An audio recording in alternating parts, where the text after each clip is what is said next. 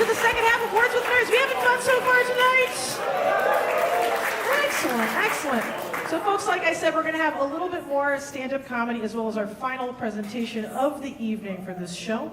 And our stand-up comedian who's coming up next just told you all about Hicks Hex and a whole bunch of other shit. Now he's going to share his sense of humor. Please get real loud right now again for David Fisher!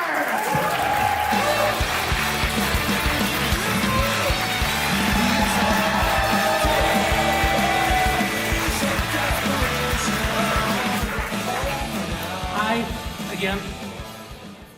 How you doing?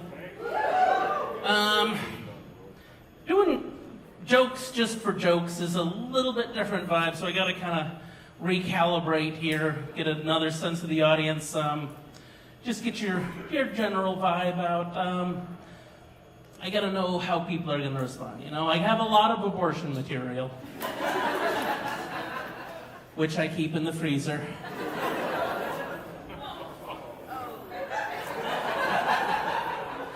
I like how some people laughed at that, and then some people politely waited for the laughter to die down before realizing what it was about, and then they reacted. I like when it comes in stages like, ha ha ha! Oh.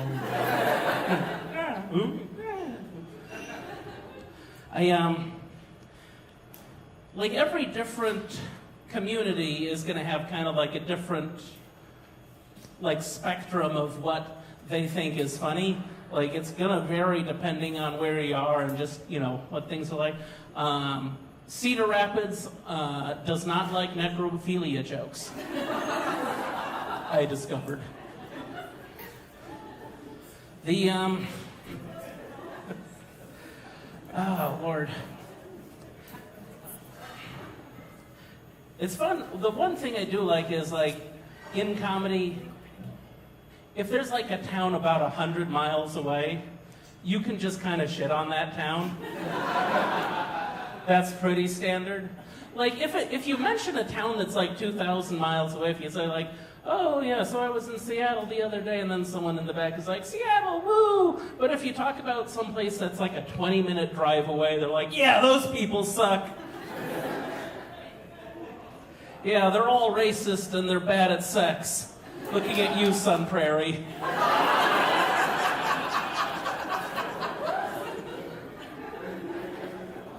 So that part, that's a reliable well for comedy. Other things kind of evolve a little bit, you know.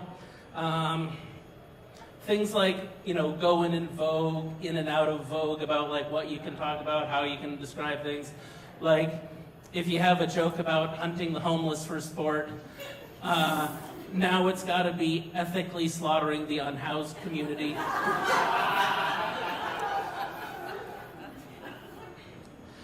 Oh dear. So yeah, so things evolve. My own obsessions kind of come in. David Berkowitz. Postal worker. He's working for the government. You should know who it is.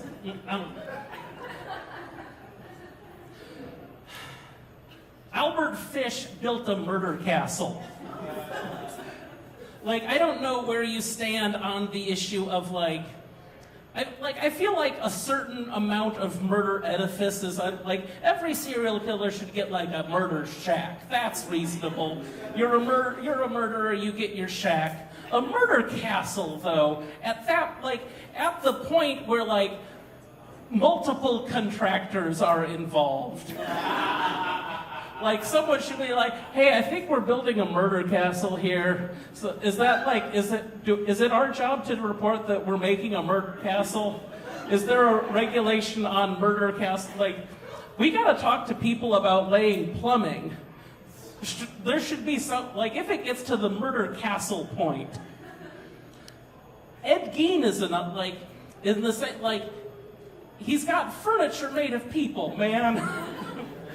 And it's central Wisconsin. There's like 8 people. You can find the one that did it in an afternoon. 20 minutes per interview. Just be like, knock, knock, hi. just going around here. Hey, I can't help but notice that your lamp has a cesarean scar.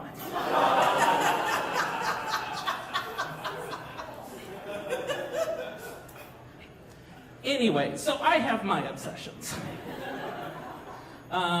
Everybody else has like different obsessions. I don't always get other people's. Like, I'm not into sports, which is a very frustrating thing to not be into. Like, not being into sports is like not drinking in Wisconsin. It's just, like, it's this thing that, like, the rest of society is built around, and you're like, meh. Like, I'm not saying it's wrong. It's like, you know, everybody has their hobbies, right? I have my hobbies. Like, I like anime about titties. A fact that you may have intuited from my general vibe.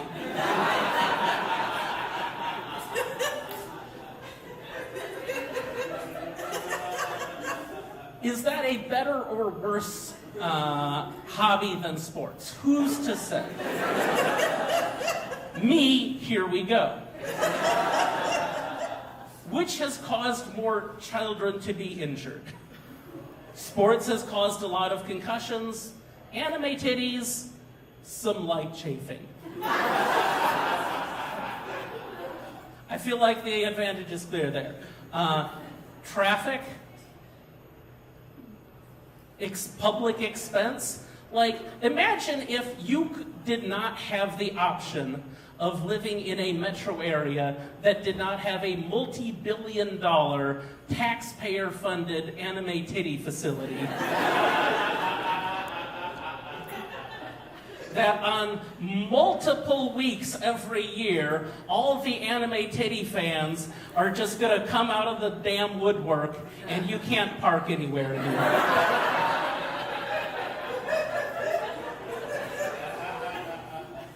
You can't park within 9 blocks of where you want to go because of the anime titty people.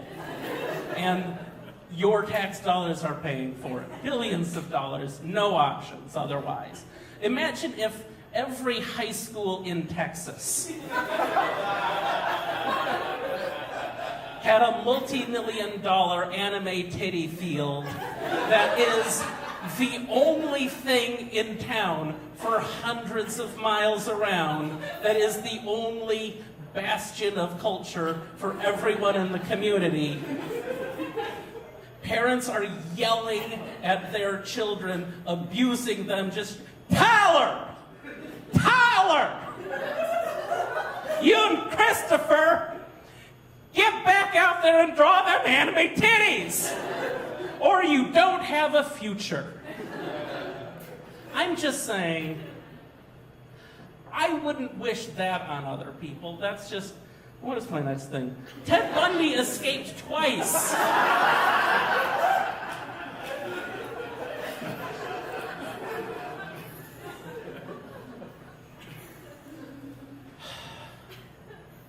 I like words. This is Words with Nerds. I do a lot of jokes about words. I like to do a lot of like complicated, words that have like weird or interesting, sort of asymmetrical relationships to each other.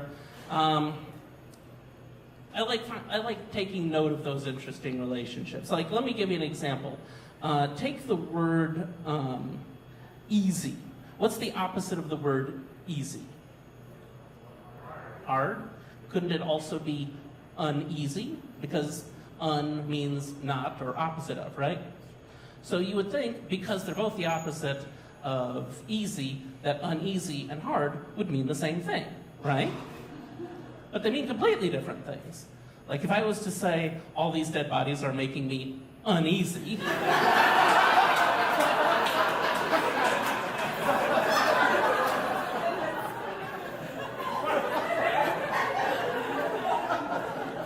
you guys are smarter than Cedar Rapids. Have a good night, ladies and gentlemen.